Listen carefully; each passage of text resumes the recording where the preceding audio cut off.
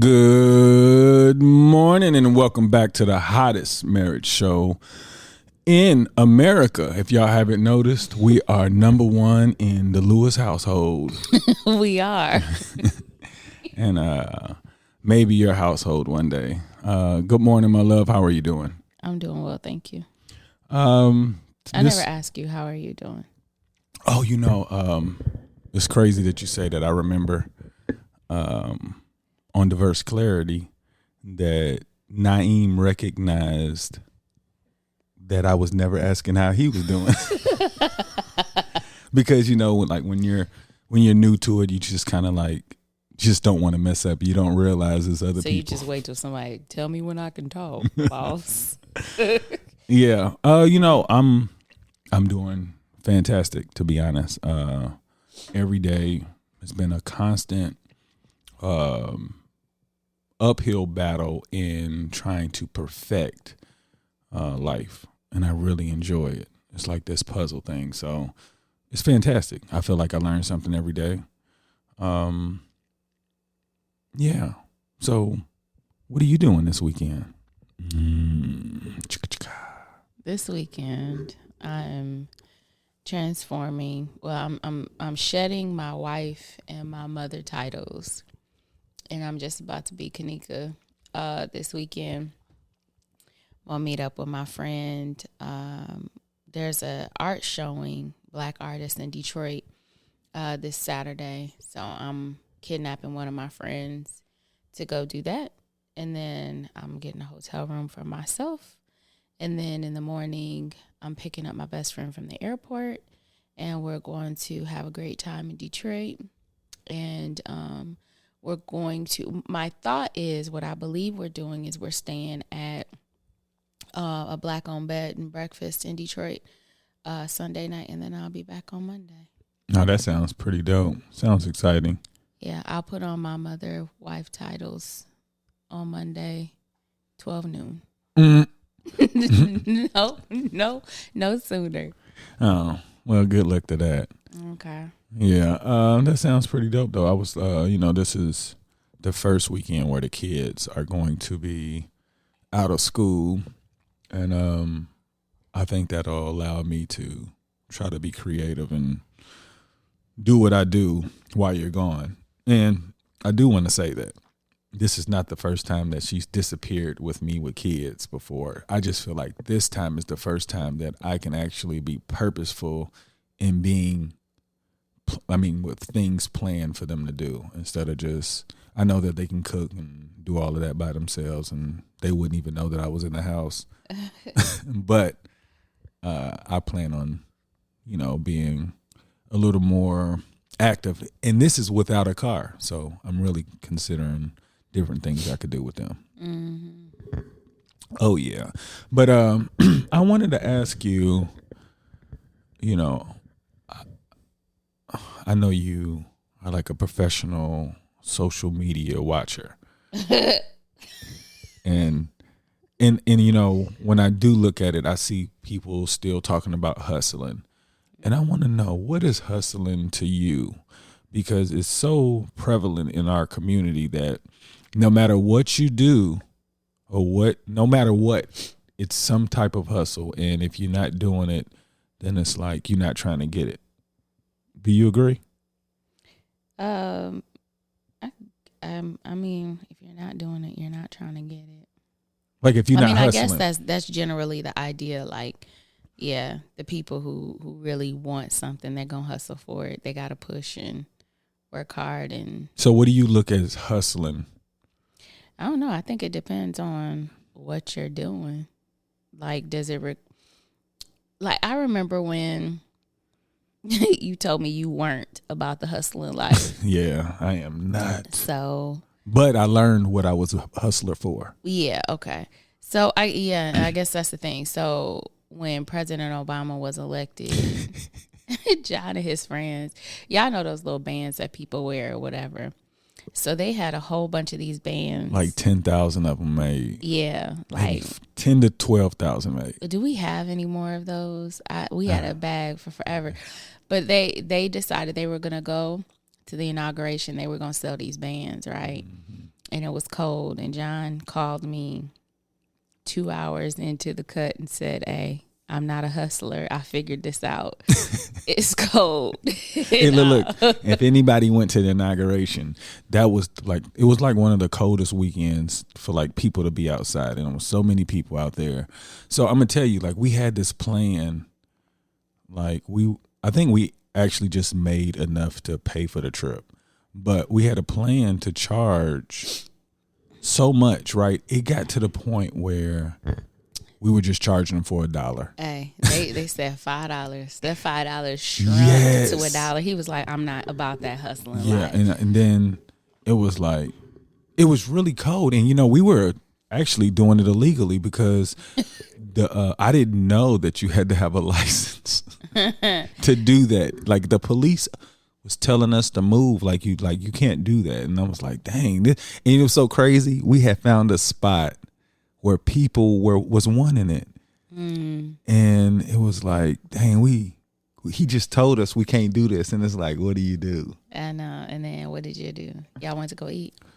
No, we continued to break the law. Oh, okay. But we did it like while moving down the street. But that was one of the many reasons why I know I'm not a hustler. Well, see, this is the thing. So there's that kind of hustling. For money. I'm not a hustler for money. No. But like, say you want to be an author. So if you get up, I remember them saying, who was it? It was Maya Angelou, I feel like it was, or maybe it was Toni Morrison. I can't remember. But they said that, they still had to work and do what they had to do with their life. So they would get up at 4 a.m. to write. So when their son, I think they had a son, so I can't remember which one it was, but when their son woke up, the rest of the day had to go the way it was supposed to go. But if they wanted to write this book, then they had to be willing to get up every morning, 3 or 4 in the morning, and dedicate that time to write. And yeah, they lost sleep. They were definitely tired, but dedicated the freshest part of their mind and their creativity to that writing and doing it in the morning and making sure it got done. So I feel like that's a hustle too. So it ain't just standing out in the cold or grinding or, hustle can look different for a lot of different people. And that's the reason why I wanted to talk about that, because I wanted to hear you say it so other people can see that, because, typically hustling is related to getting it, and that's money. It's not about happiness.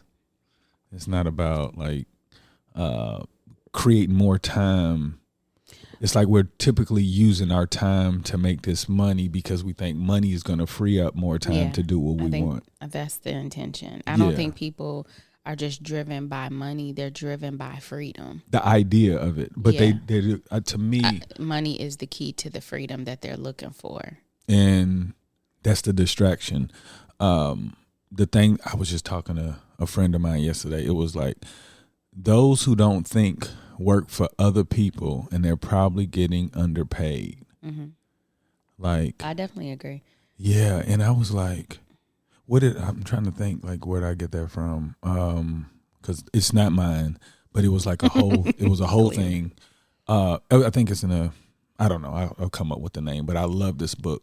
It's like the Master Key System or something like that. Mm. But and I just realized, when you mention that person getting up in the morning to ensure that they complete a certain part of what they want in order to get the bigger picture, those are the thinkers. Mm-hmm. You know what I'm saying? Like the people who wake up right before work, they're going to do that for the rest of their life because they already comfortable with that idea. Until they change the mindset and use the time that they don't want to use, they're going to stay in that mindset. It's going to stay the same way. It will not change. A person that stays in their same job will not ever get rich. Okay. And if we don't change our mindsets about the hustle, it doesn't have to be about money. But if you chase something that you love and you're good enough, they'll pay you. Oh. You know what I'm saying? Yeah, you were losing me, but I definitely agree with that. you can, and I think that that's the goal. Everybody, when we're growing up, we were told that, you know, when you have a little talent, your little kid does artwork. Oh, you're going to be an artist.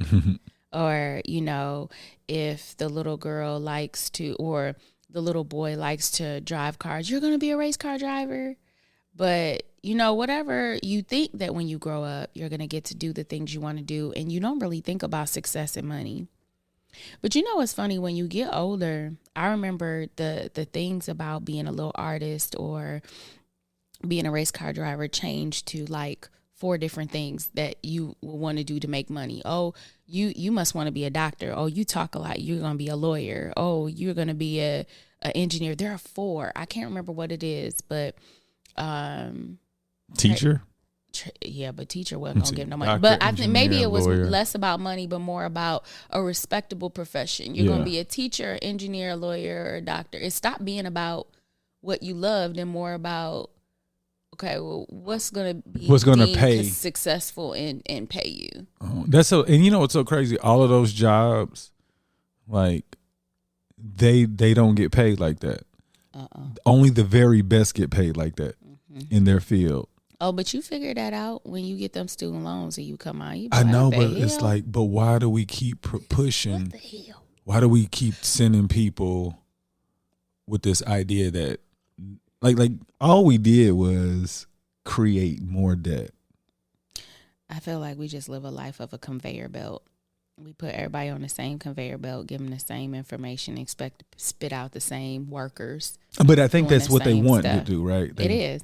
We want the smartest people to go to the companies so that we can make the companies larger. Yeah, but I think that now it's like people have been asleep. And now there's so many people waking up and they're just pursuing life. But do you know, I think waking up, and this is not to disrespect anybody because there's different levels of awareness that we're talking about. But when waking up, I totally get it. And when I hear that, I think of poor people can't wake up because they're worried about things that they shouldn't have to worry about, like the necessities of life. Mm-hmm. So as you move through life and you get to a different level of comfort, you're able to say, wow, like to me, that's what I'm saying. Like, people that don't care as much about money, they have a different level of appreciation. Like they didn't have to worry about survival. And if they did, they figured out how to make it work for them. Well, I don't think it's just about poor people. I think everybody has the capability of kind of doing the same old every day and running that same race. But when I say poor, like, I wasn't referring to like financially. Okay. So yeah, I needed that to be specified. Yeah, my bad. So what I'm thinking is, I'm saying that a lot of people are waking up to the point where they're like, I hate this shit. I know. Like, do I really have to do this? And I think that one of the good things about social media, everybody tells you, like, that's not real life. You see those few people, they're doing it. That's not the majority. But it's spreading the idea to people like, hey, I might be one of the ones that could do it. And if I've seen 6 other people on here that are telling me that they did it and they're all saying the same thing, then maybe I can. So I kind of feel like it's opening the door for a lot of people who are sitting there saying, this is trash. Like, I'm tired. On a regular, they'd be like, back to the grind again. But now it's like, I think that there got to be another way. Let me ask you a question. Okay, so I know there's going to be people to disagree with the way that I addressed that. So what can we do to change the mindset as far as, you know, like when we were talking about how we go to work and we won't miss no days and we do all, like they created this idea that that's more important than our own family or our own health. So how do we change even those who are doing well financially and doing all of these things, but won't miss work and all of that? How do we let them know that, or show them that it's like they're more important than what we've been taught? I don't know. I kind of feel like the whole shift of employment since the pandemic has kind of let people know, like, essential workers, we loved using that word, but now they're starting to realize, like, look, your day can end and begin with whether or not I show up. So with these companies before, I feel like they felt they had everybody in a chokehold. They did. And now it's like, because we found out that we don't really have to work the way that they want to enjoy life. Yeah. I laugh now at nursing because nurses would make like $60,000 to $75,000 an hour, not an hour, a year. Let me change my profession. Yeah. Based on the areas, they would make pretty good money. I'll just say that, because based on the area, they make pretty good money. This pandemic hit and they had a shortage of nurses. Then, okay, so now you have a nurse in Michigan who is a travel nurse now, and she's going to fill that shortage in California because there are not enough nurses in California. So then she's getting $6,000 to $10,000 a week, right? But the nurses that are in California are now traveling to Maine or New York, because New York is in a shortage, and they're getting that $6,000 to $10,000 a week. Then you got the New York nurses who are going to another look. But if I were nursing in my own state and I was actually the nurse at that hospital, they would not pay me $6,000 a week. They would not. So it's crazy. So now hospitals are forced to pay these nurses for real combat pay, like that real pay, because the nurses have figured that stuff out. And so now they got the hospitals in a chokehold when it comes to paying them. Now, who I really wish could get somebody in a chokehold are these teachers. I know. We was talking about that. Because I'm like, if these hospitals could find a way to pull this money out of their butt, which I know they hoard money, but they can pay these nurses, then I'm feeling like, well, and then all most private. No, but look, and then all of these companies, look, we were arguing about $15 an hour for fast food restaurants. But now the mugs be like hiring starting at $14 an hour. Get paid tonight. Yeah. Or tomorrow. Get paid tomorrow. Like, so you can make that stuff work. I'm going to tell you like this. They can figure it out. And some of these companies, like, the people are like, I'm leaving. There are people that it's like, it's time to return back to the building. They're like, I'm putting in my 2-week notice. And they'll go somewhere that's remote. And there's so many people that are doing remote now. Like, people have the industries in the chokehold. So check this out. Let's not all though. Let me ask you a question. Though. I know this is probably I don't know if this will ever get aired, but if it does, I want to say this. What if the United States, the families in the United States, realize that their kids are in an assembly line in school, and they said, our kids aren't going to go to school because the teachers are underpaid, and all we're doing is sending them to private companies anyway after they get out of school, and they're making you money, and you guys aren't taking care of the school. What if the United States made it where private companies had to generate the money to pay for the teachers, and it became what you want? That would be called taxes, and that would be no, I'm saying they'll get the $1.something billion that they don't require these corporations to pay. No, but I'm saying, like, if they don't get students to go to school, they can't get any more workers. I hear you. I agree with that. I think that's like, why wouldn't you want to do? Why wouldn't you want these companies to take care of us? I agree. They gonna get these workers, so you gonna invest in them. Like, and it will change things. Like, people would go to school to become a teacher. It would get more competitive because people would actually want to get better in their craft. So then you'll have students that will go to school because their teachers actually want to be there. Like, it could be a snowball effect if you guys really wanted to do it. But this is one of those things where I feel like me saying that causes too much friction, and it was like, oh, that's a hope. Like, it is a hope, but if you guys think about it, your kids are just a part of the assembly line because they're trying to figure out who are the smartest ones who are going to, you give them a scholarship, they'll commit to them, they'll go to school for free, right? Bringing all this money for whatever reasons, and then they go to this company and generate just so much more money. And guess what the student does? They feel so good, they give money back to their university. Like, just look. Or their community. I prefer the community, but I'm just saying, like, as far universities get money hand over for fist. sure. That's why I would love the idea of majority of us going to HBCUs. We hustle that way because there's a level of pride that we have, and I've seen it, and I just feel like if we gave it to the HBCUs, we could be like the generation that said, look, we know we got it now. We used your resources. Now we can. Yeah. So what you think? I like all of that. Yeah. I'm not even gonna say in a perfect world because it doesn't have to be perfect for them to do that. That setup makes so much sense. It does, and I don't understand because this is what trips me out. Poor white people make up the majority of the poor population in the United States. They should be on board with that. Like, if you guys decide to say, hey, we're not sending our kids, and you know what's so crazy?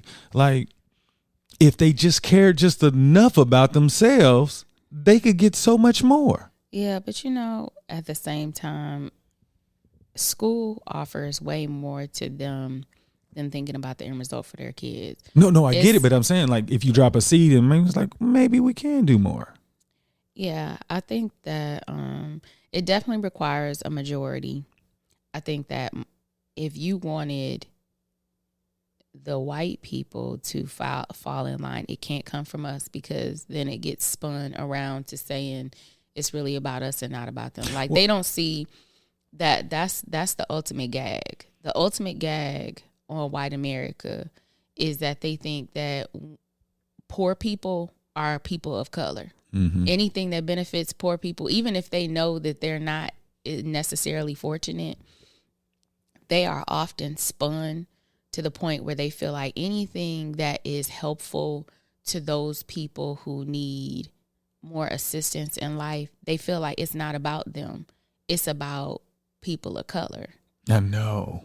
It's the political spin that they had fallen for forever. Because I feel like it was, what was it, in North Carolina or South Carolina, there was a community. I feel like it was Wilmington. I can't remember. So it was this community in the Carolinas where the people who are poor all came together. And there was like an integrated, what do I want to call them, officials running the city and all this other stuff. And those who were wealthy, which were white people, they had figured out that we really have to make it clear that there is a racial line, because then you get to pull the poor white people out of that group, and then it becomes more of a white-black battle, and then they'll fight for our interests. And they did that. They started turning the poor white people against the people of color. And then I think that there was a high official who was black. They ran that person out of office, and they took it over. And I feel like the whole incident, I'm gonna have to look this up. Yeah, well, let's not blame Wilmington. If no. Yeah, it's not. I don't think it's. Let me look it up. But I remember that they were talking about it's an incident that even their libraries don't like to keep content on. So that's crazy to me that you can vote, or you can act, or you can protest against your own best interests because someone told you that it's not about the money, it's about the race that's stopping it or holding someone back. And I hate that. I feel like it's the ultimate gag. It's let me trick you into feeling like this is your enemy when truly I am. And then what's crazy is like, that's why I say it's like different levels of loyalty. Like people, like white people are loyal this way and they stick together or whatnot. And I'm like, I don't understand how that's loyalty. To me, that's complete ignorance. Like you are comfortable with your station in life so that somebody that looks like you can continue to keep you in a position of not succeeding. Like, is that like? But it's. I think that it's the idea of a hierarchy. If you can say that you're not on the bottom. Yeah, no, but I'm saying like, do you want to live? You live on the bottom, but I don't know. But it's kind of like when he was like, look at me, I got these degrees. Mm-hmm. It's like, look at me, but I'm still white, so I'm better than somebody. Like, I'm poor, I'm homeless, and I'm living on the street, but I've got these degrees to keep me warm. Yeah. So then that makes you better than somebody else. Okay, so I'm not at the bottom. So we've gotten to the point where as long as you ain't at the bottom, as long as you have somebody to look down upon. So we probably need somebody who is aware that the population of white people can do better if they do certain things. So we need somebody to look like them that believes this, right? Yeah. Do you think that's possible? I do. I think that there are people. I remember we had a sinister plan for me to write this book to teach people about the ultimate game. Oh yeah. And then I was supposed to do it under a pen name that did not sound like mine to see if it would catch on. And I still think that truly the message can't be, when you have been poisoned so much around the idea of race and not being at the bottom of the totem pole and having some level of being better than somebody else, you need the people that look like you to say, hey, y'all, we've been tricked. Because that's some deeply ingrained and embedded ideas that you're running with. It's not going to be able to come from my face to be able to say, hey, y'all, guess what? Y'all got tricked. Yeah. Because then what is that? That's just me trying to mind trick them. It's a horrible cycle. So it has to be someone that looks like them. Well, I that's why it's another reason why I feel like people don't think, because like there's nothing in history that I've seen in American history that we are capable of taking over anything. They didn't even write that. You know what I'm saying? But they prevented it, like we are capable of taking over everything. Who? Us? Yeah. Oh yeah. If y'all let them do this, they gonna take over everything. Like we're in the history. Y'all don't even let us like we don't even we're not even qualified to do any of that. Why would you even like? Well, we are qualified. No, I'm saying in their eyes, the way they've written, we're like secondhand citizens. Yeah. So if you really believed that we were, then you wouldn't be scared. But y'all scared in the mug though.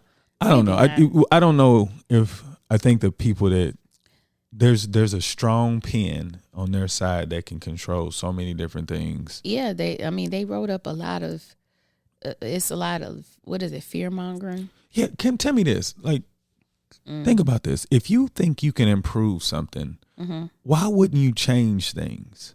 Because you have been taught that I want it, but I don't want it if it comes from this place. Like, then I don't want it. It don't matter how good it is, and I want it. Or I will take it, but I need to rename who made it.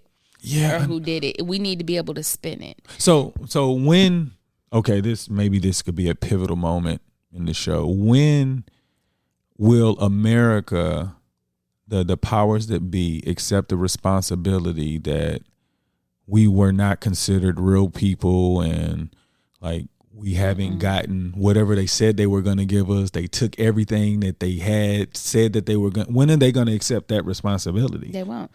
No, I'm saying I don't understand why is it that. Because if you accept responsibility, then there's an expectation of having to make good on it. But they did that with everybody else. They made good with the Japanese. Yeah. They made good with Irish people. They made good with the Germans. They made good with the Jews. So, and they ain't even do nothing to the Jews. What they do to the Germans. They showed mad love through financial abundance. Yeah, I understand the Japanese, but Oh yeah. But I'm saying like, but hey, they gonna fight tooth and nail with us. I Hey, don't understand. they gonna that. fight tooth and nail with the Mexicans too. Where them kids at? We heard about some kids in cages, and hey, we ain't heard about them since. Where are those kids? You got kids that got lost in this fake foster care system that they had coming over the border. Then you had kids in cages, and we ain't heard nothing since. Well, So what they're not gonna do is they're not going to do anything for us, and they're not going to do anything for the Mexican population. I'm going to tell you that off top. I think that the morals and values have gotten skewed through religious backgrounds and beliefs. There are certain things that is just the right thing to do, but man has found ways to manipulate the right thing to do because it's in the best interest of themselves. Well, I don't even know if anybody tried to okay what they've done according to religion. Well, for us, they have. I remember having a conversation with someone I work with, and he grew up in Tennessee, and he said, I remember going to church, and they told a story about Abraham's sons, and there was a curse on one of them that they will always be subservient. Is that the right word? A slave or lower than everyone else. And that in that church, the pastor had convinced everybody, or they all believed, that black people were descendants of this son. And so it made sense that we were treated the way we were. And like, he was like, I literally grew up in a place where people convinced us through the Bible that it makes sense why black people are treated the way they are. And it makes sense why white people are in charge. And for someone to come out of that, I was like, how did you become aware? Who you are? Yeah. Because when I started working with him, I remember standing there talking to him at his desk, and he had this Black Lives Matter pen up. It wasn't anywhere where it was like, I need you to see it. It was in a place where you could see it, but it was like amongst a lot of other things. And I was just like, how did that even? He said, well, I moved to go to college, and you work, you're in class and stuff. And he said, and I was around black people, and they were nothing like what we were told in this small place, and there weren't black people around where I lived. So what you told us is what we would probably believe, because we never had any experiences with them. And he said, I got to a point where I had to say to myself, this isn't like my experiences, my firsthand experiences are not lining up with what I learned. Yeah. And he was able to back up off of that. That's dope. Yeah. I wonder how many white people are put in a situation where they recognize that, but their peer group doesn't allow them to be able to say, I'm not going to do that anymore. Yeah. And that's look, I want you to know this. From me, I understand how difficult that can be, because there are people breaking the law with peer groups. I could see, like, if you thought this way, and then, you're going to do what your friends do. But at some point, right is right and wrong is wrong. And to me, if they can use language in the Bible to put you against a group of people, you got to know something's wrong with this book. And I don't understand how so many black people have continued, because that's how they used it. Yeah, but I think that the other thing is the Bible is open to so many different interpretations. I'm just only referring to African Americans, because of this white man that grew up in America. Yeah, he used the Bible just like. Well, he's not saying that he doesn't believe the Bible. No, he I'm just saying the doesn't way that believe it's how taught. they were, how they used it. No, that's what correct. That's what I'm saying. How it was. Mm-hmm. People used it the wrong way. So I understand how you could feel that was the right thing to do. But growing up in the church, I know that in my church, we focused on how to find joy and how to be a good person, and things of that nature, empowerment, things of that nature. So, you take the Bible for what you can. You get the lessons that you can. You find strength in it. You find comfort. You find all the things that you can't find in this chaotic world. You find it in this book.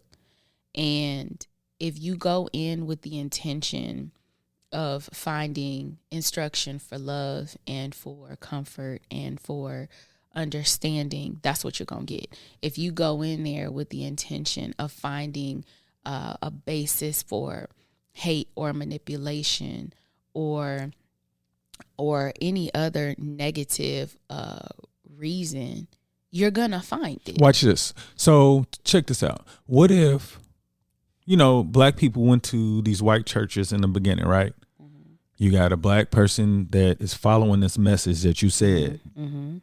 So he grows up, he becomes a preacher and he's teaching the same message. But I mean, they said that in what was that? I think it was depicted in Birth of a Nation with Nat Turner, and how he was a pastor of some sort, I believe, and there were only certain scriptures they wanted him to teach. And the Bible has been translated 1,000,000 trillion times over, and messages have been lost through translation, not on purpose. There are other parts that have been placed in there and taken out based on rulers and all the other stuff. And so all of this focusing on messaging about being submissive and being a servant and being, slave and master and all of that other stuff, they were taught that.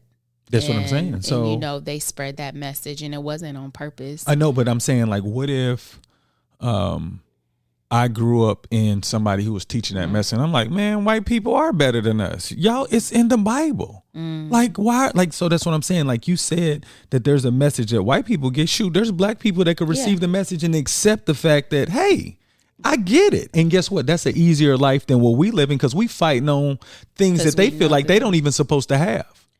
Yeah. You see what I'm saying? Yeah, I guess that makes them that makes them the real sleepers. And it's better for the other population if we are like that. But we're not. When we teach, when I have learned from the Bible, when I follow pastors, the pastors are always teaching about being empowered, being positive, looking to be the light you want to see around you. And so you take what you want. Like, I cannot recall a Sunday where my pastor has focused on the idea of slave and master or master and servant. Only servant to God and God wanting you to be a better person. But, we take, and I think everybody does this, you take what you need from that Bible. But this is the thing. I get what you're saying, but as a kid, you can't filter out that.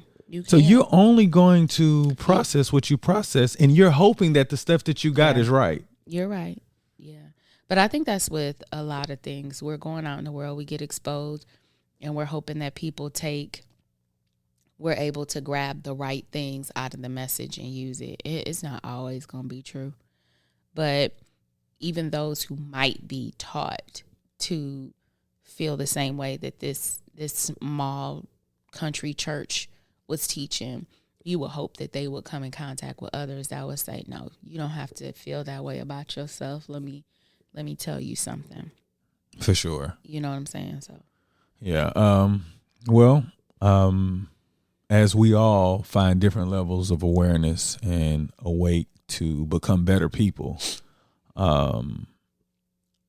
we hope that we can just lead by example. I'm telling you, this journey that I've been on with my family, I've learned so much just about myself that I don't think I could have found in a book or through, I don't know. I don't even know how I got here. I'm just appreciative for real, because on my way.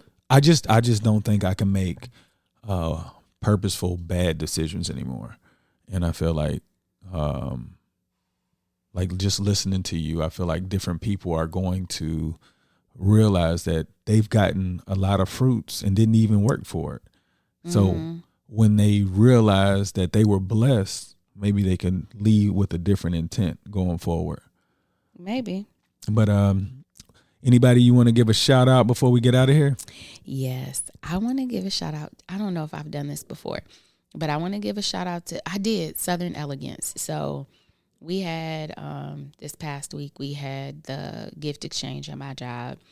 And I told y'all that I only put Black-owned businesses on my wish list so that they had to support somehow, right? So my Southern Elegance candle came, and they got me cinnamon and spiced wood. And not only did the company send my mason jar shaped container of this candle, but they sent me a little baby candle, and I appreciate it. The only thing is, I wish they would have sent me a different scent so that I could smell that scent and then go back and want to buy it. But they didn't. But it smells. It's giving me holiday vibes. That's and the awesome. weather this week has been giving me not holiday vibes and then holiday vibes, because it was like 60 and now it's it's freezing not. now. Mm-hmm. Yeah, it's definitely cold. But yeah, Southern Elegance out of the Carolinas. For sure, we need to get them on the website, right? Yes. No doubt. So you guys can check out our website. It's if you go to it, it's www.lewissquad.com. That's one S, and just go to Buy Black. And we have a list of wonderful businesses that are up and running and there to serve you. Shout out for me. I want to give a shout out to Deion Primetime Sanders, head coach of Jackson State University, located in Jackson, Mississippi.